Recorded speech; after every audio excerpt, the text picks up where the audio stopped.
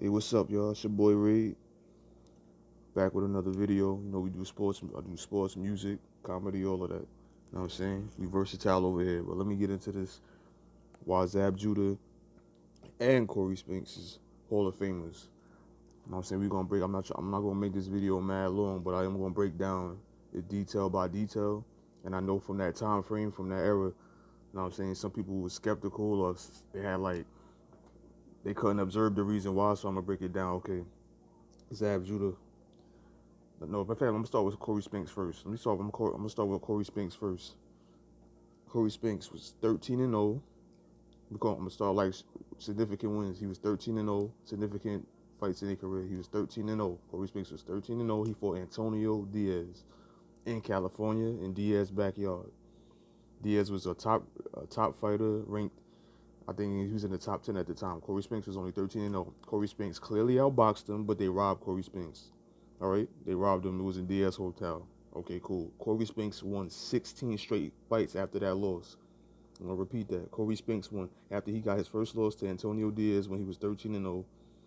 When Cory Spinks was 13-0, Cory Spinks won 16 fights after he got robbed in that loss. He won 16 straight fights. Boom. Now he's ranked. I think he's the IBF mandatory. He had to go to Italy to fight the IBF welterweight champ at that time, Michel Piccirillo. He went to Italy. He clearly outboxed Piccirillo. He got robbed. They robbed him. Even Dan Rafael from ESPN said it. So you know if he said it, you know it's real. They robbed Cory Spinks in Italy. His first time going for the IBF belt.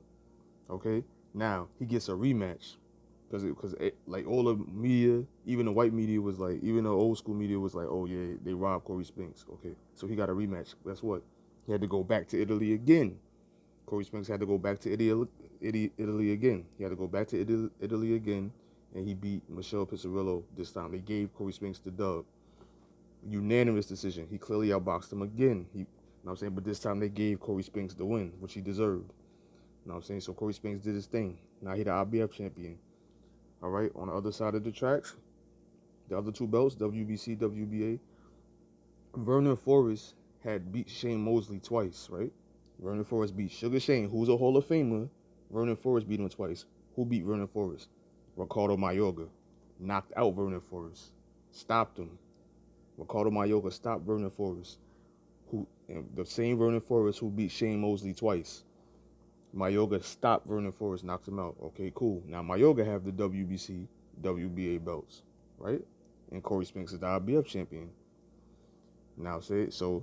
What happens? Don King sets up a match for undisputed. Everybody like, yeah, Mayorga power. He knocked out Vernon Forrest. Mayorga's knocking everything out that's moving. He's so powerful. He's unorthodox and all that stuff. So they's like, Cory Spinks is not gonna be able to hold up to Mayorga's power. And guess what happened? Solid game. Cory Spinks came in there. Great game plan. Kept the jab in Mayorga's face. Straight left hands to the body. Straight left hands up top. Outboxed Mayorga. Didn't get no knockdowns. He didn't even get hurt. Now once in the fight, he hit Mayorga with combinations on the inside and outside move. Yo, Cory Spinks, that was a clinic. If you want to see a boxing clinic, go on YouTube and watch Cory Spinks versus Ricardo Mayorga. He clearly won a good 10 rounds in that fight. Clearly won a good 10 out of the 12 rounds in that fight against Mayorga. So that made Cory Spinks undisputed. So Mayorga beat Vernon Forrest, and Vernon Forrest beat Sugar Shane twice, and Sugar Shane's a Hall of Famer, right? Cory Spinks became undisputed by beating Mayorga. To beat the man who beat the man who beat the man, right? Ain't that how they put it? So that automatically makes Cory Spinks a Hall of Famer. Right? Now y'all know what I'm about to get at. Now we're gonna go to Zab now. In Zab's career, Zab was undefeated, knocking multiple knockouts, coming on his way up in the rankings. Who they put him against to get ranked? In the IBF division at 140, they put him against Mickey Ward. Yeah, the warrior, the tough Mickey Ward, who was knocking everybody out with body shots. Mickey Ward was stopping people with body shots. And that's Zab. That was considered like Zab's step-up fight to get ranked in the top 10 or whatever. And I think it was for the IBF. Yeah, it was for the IBF. What Zab do? He put on a boxing clinic. He just purely outboxed Mickey Ward. Schooled him, took him to school. And Mickey Ward had that. They said Mickey Ward was tough, had the experience. Didn't matter. Zab far better talented, speed, gave him angles, outboxed Mickey Ward. So that's a and they Mickey Ward beat Arturo Gatti. Arturo Gatti's in the Hall of Fame. So if Zab beat Mickey Ward when he was up, Zab was up and coming to beat Mickey Ward. That's a Hall of Fame. That's like a win. That's like a bracket win right there that could solidify. I'm not gonna stop there because you know what I'm saying there's way more stuff like that solidifies that being a Hall of Fame. So, but that was his first. They say like what significant win against like a tough opponent. Beat him clearly beating Mickey Ward. All right now, so then he wins the IBF title. Zab wins the IBF title against Bergman, stops Bergman in 4 rounds. Then Zab defends the IBF belt at 140. Zab defended it 5 times. All right, he defended it 5 times. Even against one of them ones was against Junior Witter, who was considered an awkward fighter. Junior Witter ended up becoming the WBC champion at 140 years later. So that was one of Zab's title defenses against him. Out of the 5 title defenses. So after Zab defended the belt 5 times, then he lost to Kasazu. Zab had already defended the IBF belt 5 times though before he lost to Kasazu. So he got caught with a good shot. He clearly beat Kasazu in that first round. Everybody know that. Look at the first round. Zab was clearly outboxing Zoo. Caught him with clean shots. You know what I'm saying? Second round came. Zoo caught him with a well-timed right hand. Zab didn't see it coming. He went down, wobbly legs. We know the story. You know what I'm saying? And the round was over. So, like, if you on the flip side of things, like fighters when the round over, the referee actually, they don't stop it if the round is over. They let you go back to your corner. Then if you come back out in the next round and your legs, you still don't shake your legs and you taking punishment, then now stop it.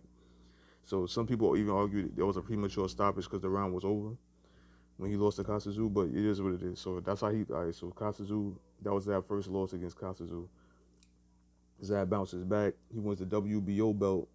It didn't have as much prestige as it do now, but he beat Cory chop for the WBO belt. Unanimous, I don't know, split decision, but he knocked Cory down in the fight. Zab clearly won in a lot of people's eyes though. So he took the belt from Cory, the WBO belt. He moves up in weight, fights Cory Spinks for the undisputed welterweight title. He fighting Cory Spinks. Cory Spinks and him going back and forth. It was a close fight. It was 7-5 either way type fight. They both scored a knockdown. Zab was off balance, and Cory Spinks got a knockdown on him in the 11th round, and Zab came in, good head movement, and clipped Cory Spinks in a 12th round and dropped Cory Spinks. So so that some people thought it was a draw, some people thought Zab won, and some people thought Cory Spinks won. The judges had Cory Spinks win, and I think 115, 113, and they each fighter had a knockdown. So Cory Spinks won a close fight. All right. Zab destroyed he destroyed one of his next opponents, and then he had like a tough fight with a veteran, but he still outboxed the guy, Pineda. So Zab got 2 wins under his belt after the loss of Spinks. Spinks defended the title against another fighter, another veteran fighter. Spinks outboxed that guy. Now they have a rematch. They have a rematch now. Zab stops Cory Spinks in the rematch in St. Louis, in Cory Spinks' hometown. Zab stopped him in 9 rounds. Zab was even more aggressive, came forward behind the jab, went to Spinks' body, you know what I'm saying? Came back up top with left hands. Spinks, he didn't jab as much as he did in the first fight. That's what people say his mistake was. You know what I'm saying? He threw his left hand, but he didn't set it up behind the jab a lot. So, but yeah, Zab broke Spinks down, you know what I'm saying, and ended up stopping him in the 9th round. Now Zab is undisputed. So what I'm saying is, Cory Spinks beat Mayorga, and Mayorga beat Vernon Forrest. Vernon Forrest beat Sugar Shane Mosley twice. So how can you not say that Zab and Cory Spinks are on Hall of Famers? Like, I don't get it. Like, I don't get it, because it's people who have done way less than both of them, but they're in the Hall of Fame. Arturo Gatti being one of them. But that if you understand my logic. Now on this hand, look at it like this. On this hand, look at it like this. Zab defended the title, undisputed title once after he beat Cory Spinks. He stopped his opponent in 3 rounds, Cosme Rivera. And Cosme Rivera won 10 rounds with Andre Berto. And Zab stopped him in 3 rounds for his first defense. Then he fought Balderman. Zab was out of shape. I believe they said he trained barely for about 2 weeks for the fight. he said Don King had him doing most of the promotion, and you know what I'm saying, he just wasn't on his A game when he fought Baltimore. Now, and on the flip side, I heard somebody say Baltimore had 9 losses or something like that. Yeah, that was supposed to be Baltimore. You know what I'm saying? Of course, he was the favorite, more skillful. Baltimore hadn't lost. This is what people don't know. Baltimore hadn't lost in 7 years when he fought Zab.